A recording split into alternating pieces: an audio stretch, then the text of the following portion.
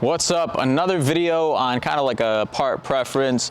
This is talking about sprockets. I get a lot of questions on like this, on what size sprocket I ride. So I'll explain what size I ride, why I ride this, and what I think you should ride. It's gonna be different depending on a few things. One is gonna be your style of riding. Two is gonna be where you're riding and stuff like that, like terrain, if you're riding in the streets, if you're riding in the park. I ride a 28 tooth sprocket. 28 tooth is good for me and I'll explain why. But let's start with the standard. So standard is 25.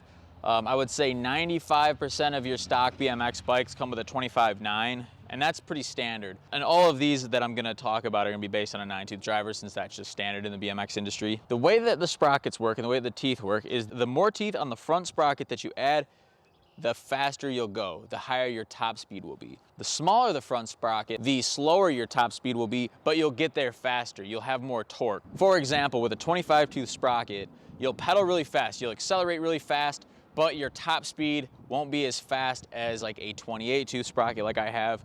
But this, you'll pedal slower and you will have a higher top speed. So one's faster right off rip, one's faster on the top end. So one has a faster acceleration, one has a faster top speed. I feel like 25 is kind of as low as people get. I've seen 24s and 23s, but those aren't super common.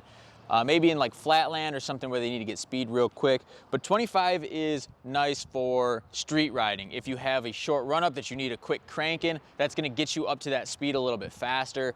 Also, if you're not going fast at most things, or you're just doing ledge stuff or small stuff, you don't really need a bigger sprocket. If you're doing more technical park stuff, a smaller sprocket might be nice too. That way you're not smacking it on the coping, stuff like that.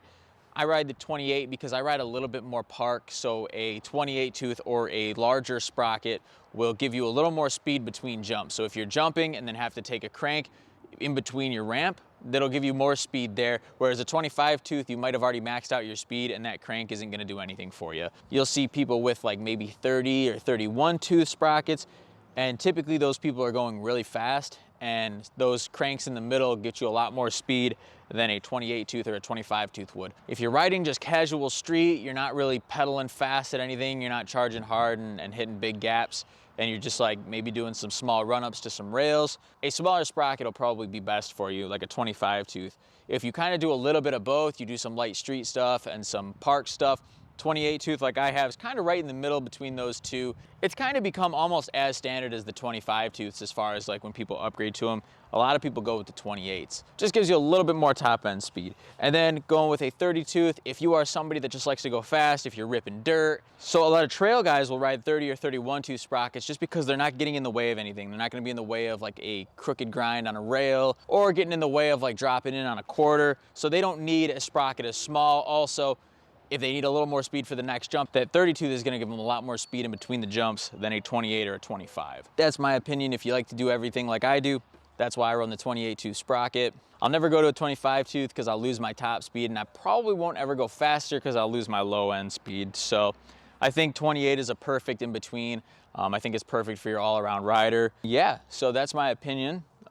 Take that as you will.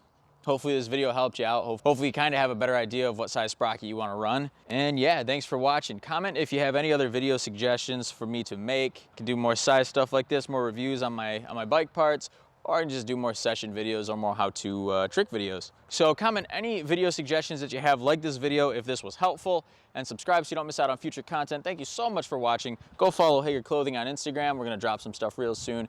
And thanks for watching. We'll see you next time.